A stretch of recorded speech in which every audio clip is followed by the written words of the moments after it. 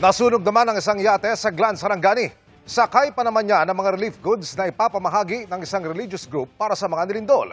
Nakatutok si Mark Salazar. Sa gitna ng dagat na sakop ng Barangay Pangyan sa Glan, Sarangani, nilamon ng nagngangalit na apoy at maitim na usok ang yating ito.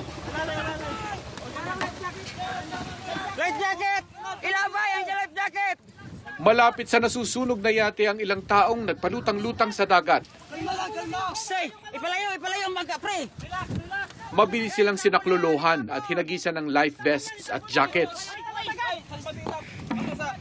Bigay mo doon na! Bigay mo yung life jacket! Intel, isama mo na kaos! Ayon sa uploader, ligtas ang hindi bababa sa 6 na sakay ng yate na mga miyembro ng isang religious group sa Davao City. Papunta raw sana sila sa Barangay Margus para magsagawa ng relief operations sa mga nilindol doon. Dala nila sa yate ang mga sako-sakong bigas, pagkain at inuming tubig. Laking panghihinayang dahil imbis na makarating sa mga nilindol, nasunog o hindi kaya'y nahulog sa dagat ang relief goods. Bago pa raw kasi lumaki ang apoy, sinubukan pa nilang ilipat ang relief goods sa sumaklolong bangka. Iyon nga lang, nadamay at nilamon din ng apoy ang bangka. Patuloy ang isinasagawang investigasyon ng Coast Guard sa insidente.